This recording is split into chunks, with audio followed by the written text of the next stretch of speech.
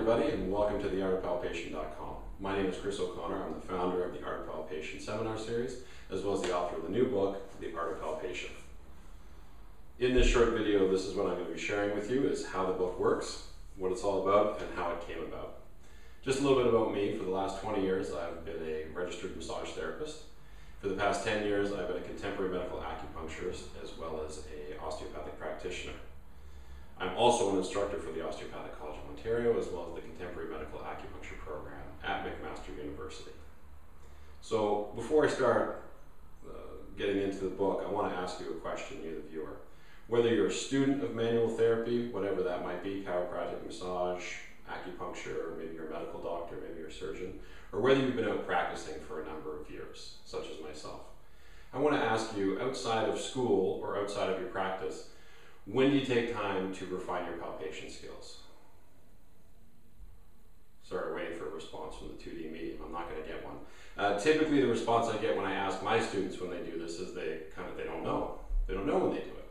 I can speak from personal experience that after a long day, the last thing I want to do when I get home is touch people. Well, in a therapeutic sense. You know what I'm saying? It's not a massage fest at the O'Connor household at the end of the day. If I see one more ingrown hair on somebody's butt cheek, I might just pack it in and become an accountant. You understand what I'm saying. That's a little bit too much information, but you get the idea. When I was in massage school, luckily we had an instructor who had the foresight to answer our question by saying, when we asked him, how can we get better palpation skills? How can we refine this? He said, grab a phone book, open it up to page 100, and then maybe get some human hairs, a little bit longer than my hair, maybe some uncooked spaghetti, some uncooked rice, maybe crack some salt and pepper on top of page 100, and then turn page 99, 98 over top of it and see if you can feel those items through the paper. And once you've done one page, add another page, and then just continue adding pages until you can't feel them anymore. And this will help you improve your sense of touch.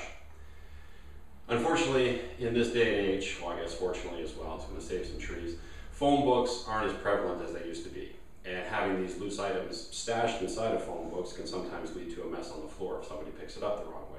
Again, I speak from experience. Over the last 20 years, I've had phone books stashed around my house that had all these items in them, and I would use them to refine my palpation skills.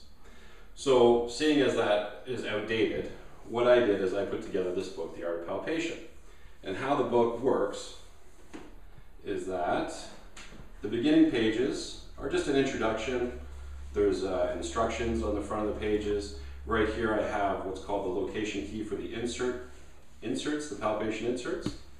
Then we have 35 blank pages of newsprint. Now I've done everything I could to make sure that all of the pages come from recycled materials. Inside the back cover we have an envelope. Inside the envelope are two images which are referred to as tactile graphics. Tactile graphics have traditionally been used to teach the visually impaired pretty much anything. These could be guitars, they could be a bicycle. In this case, it's anatomical structures. What you can't see sitting at home on your computer screen is that all the print on this image is raised off the paper. It's sort of 3D, if you will. So the dots represent acupuncture points, and then you can see the anatomical structures. Some are representing nerves, some are the arteries, some are muscles, some are bone. And the idea is we place the insert down on the inside of the envelope, and we start to feel all the structures that are there. Now, I don't want you to just run your hands back and forth like you're trying to start a fire. What you want to do is just take your time, maybe find one or two areas that you want to focus in on, and practice trying to feel them with your entire hand, all the way down to your palm. And of course, you're always going to practice with both hands. Once you feel that you can feel the image quite securely, what you do is then you just add a page. And you continue to feel through the paper. Once you feel like you've got it all the way through one page, you just add another page. And so on and so forth. Now what this is going to accomplish is it's going to help you refine your palpation skills over time. I'm reminded of something that a very famous public speaker, professional public speaker said. His name was Jim Rohn. He said, if somebody's written a book, they've gone through what you're about to go through in the next 5 years, and they've written you a book that could save you those 5 years, and it costs about $30, you can't miss. And that's sort of one of the philosophies I took behind making this book. because I know that my treatment outcomes and my assessment outcomes have improved greatly. My acupuncture skills, my ability to insert needles more accurately and more pain-free can be directly related to this skill.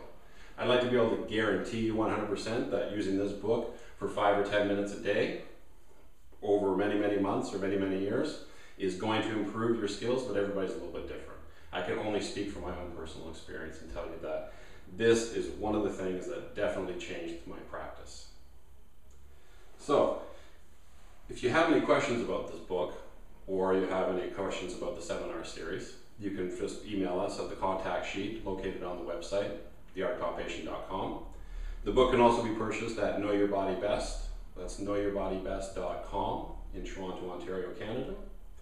And I look forward to hearing from as many of you as I can. I hope you take advantage of this book. I think it's one of the best experiential learning tools on the market that's going to help manual therapists improve their palpation skills. So until the next time, my name's Chris O'Connor. Stay awesome, everybody.